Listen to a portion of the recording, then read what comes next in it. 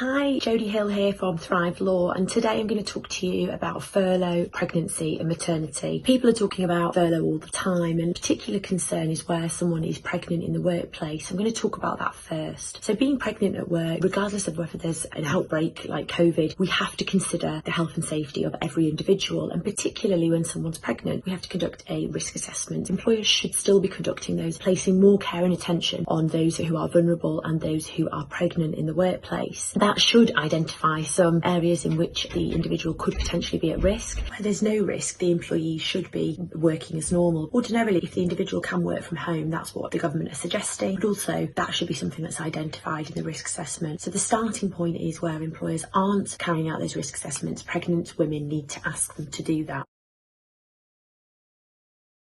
They can actually be placed on furlough, whether or not they're on maternity leave, but you just can't claim the money back twice. So it's the SMP, which is your statutory maternity pay, and the furlough money. You can't have both of those recouped from the government. If you want to end your maternity leave early and be furloughed, you can do that, but you just have to be careful, because once you've done that, there's no guarantee. Well, you can't then go back on to maternity. It doesn't work that way. Furlough, you can switch from one to the other, as in working and furlough, as long as it's every 3 weeks. But with maternity, once you're on maternity and you come off, that's it. So you do need to be careful, and I wouldn't recommend that. You do go for furlough just in case they then ask you to come straight back to work. It might only be short-lived, so just be really careful if you are asking for furlough.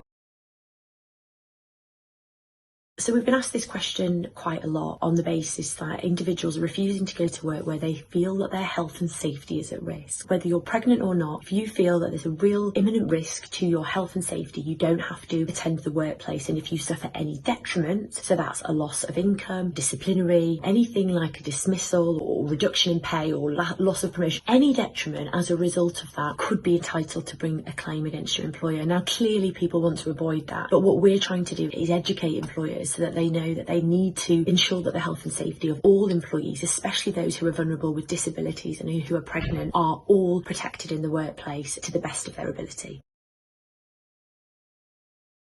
The normal rules for qualifying for SMP, which is a statutory maternity pay, apply regardless of whether we've got the coronavirus pandemic or not. The only difference would be if you come off your maternity and then you're furloughed. But whilst you're on maternity, the eligibility is exactly the same as it was before, and unfortunately there's no extra income for those people who are on maternity leave. Where you think that your health and safety is at risk, or you feel as though your employer aren't listening to you, we have a free advice line where we can help you to have those conversations with your employer to explain to them their legal obligations. All you need to do is drop us an email on this email address, and we can help you hopefully come to a resolution with your employer. I hope this has been helpful. Follow us on social media. It's I am Jodie Hill on Twitter and Instagram, and Thrive_Law for the law firm. Thank you.